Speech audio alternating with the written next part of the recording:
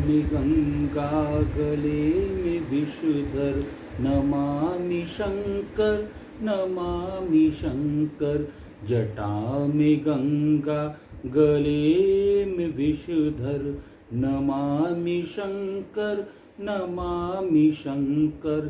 तेरी है सूरत अति मनोहर, तेरी है सूरत अति मनोहर। नमामि शंकर नमामि शंकर। जटा में गंगा गले में विषधर, जटा में गंगा गले में विषधर। नमामि शंकर नमामि शंकर, नमामि शंकर नमामि शंकर। बोल शंकर भगवान की जय। सभी का एक बार फिर स्वागत है। शिव महापुराण महात्म्य जो वाचन चल रहा है, कथा चल रही है, उसमें रुद्र संहिता में आज हम 20वां पाठ करेंगे रुद्र संहिता का।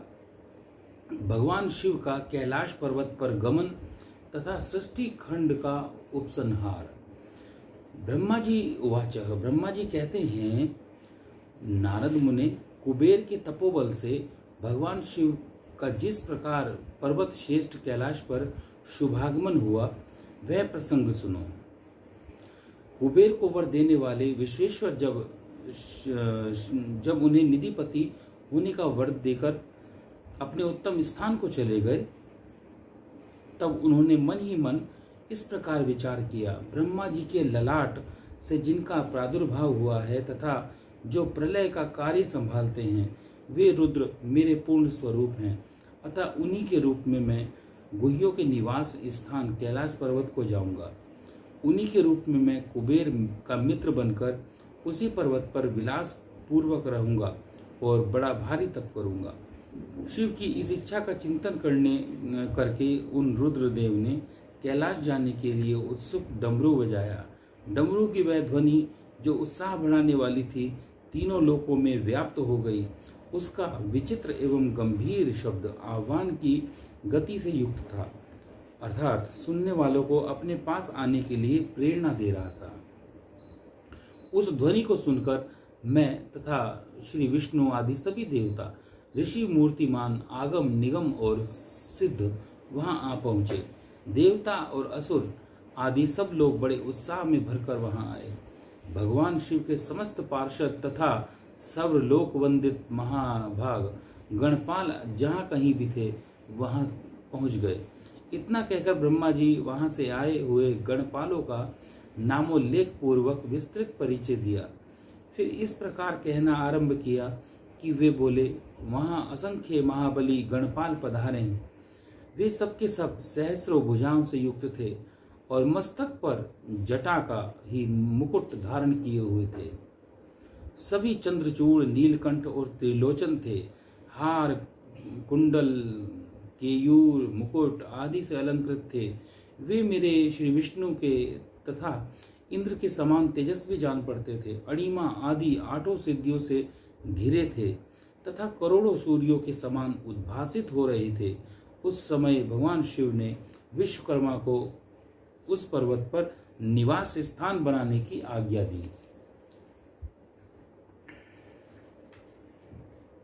और विश्वकर्मा जो पूरे विश्व का कार्यभार वास्तु विशेषज्ञ हैं, वह अपने विश्वकर्मा भक्तों के साथ और दूसरों के रहने के लिए यथा योग्य आवास तैयार करने का भगवान शिव ने आदेश दिया और उस आदेश का पालन विश्वकर्मा जी ने किया। मुने तब विश्वकर्मा भगवान शिव की आज्ञा अनुसार उस पर्वत पर जाकर शीघ्र ही नाना प्रकार के ग्रहों की रचना की।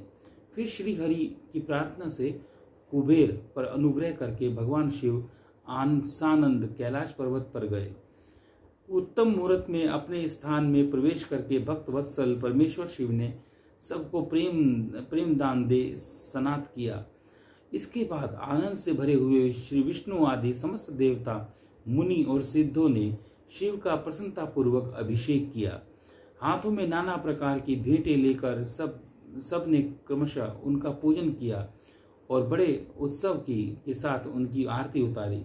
उस समय आकाश से पुष्प वर्षा हुई जो मंगल सूचक थी। सब और जय जयकार और नमस्कार के शब्द गूंजने लगे। महान उत्साह फैला हुआ था जो सबके सुख को बढ़ा रहा था। उस समय सिंहासन पर बैठकर श्री विष्णु आदि सभी देवताओं द्वारा की हुई यथोचित सेवा को बारंबार ग्रहण करते हुए भगवान शिव बड़ी शोभा पा रहे थे। देवता आदि सब लोगों ने सार्थक एवं प्रिय वचनों द्वारा लोक कल्याणकारी भगवान शंकर का पृथक पृथक स्तवन किया। सर्वेश्वर प्रभु ने प्रसन्न चित्त से वह स्तवन सुनकर उन सबको प्रसन्नता पूर्वक मनोवांछित फल प्रदान किए तथा मुने तदंतर श्री विष्णु के साथ मैं तथा अन्य सभी देवता और मुनि मनोवांछित वस्तु पाकर आनंदित हो भगवान शिव की आज्ञा से अपने अपने धाम को चले गए। कुबेर भी शिव की आज्ञा से प्रसन्नता पूर्वक अपने स्थान को चले गए। फिर वे भगवान शंभु जो सर्वथा स्वतंत्र हैं, योग परायण हैं, ध्यान तत्पर हैं, ध्यान की प्रतिमूर्ति हैं, वह पर्वत प्रवर कैलाश पर रहने लगे। कुछ काल बिना पत्नी के ही बिताकर परमेश्वर शिव ने दक्ष कन्या सती को पत्नी के रूप में प्राप्त किया। देवर्षि फिर वे महेश्वर दक्ष कुमारी सती के साथ विहार करने लगे और लोकाचार परायण हो सुख का अनुभव करने लगे। मुनीश्वर, इस प्रकार मैंने तुमसे यह रुद्र के अवतार का वर्णन किया है। साथ ही उनके कैलाश पर आगमन और कुबेर के साथ मैत्री का प्रसंग भी सुनाया है। कैलाश के अंतर्गत होने वाली उनकी ज्ञानवर्धिनी लीला का भी वर्णन किया जो इहलोक और परलोक में सदा मनोवांछित फलों को देने वाली है।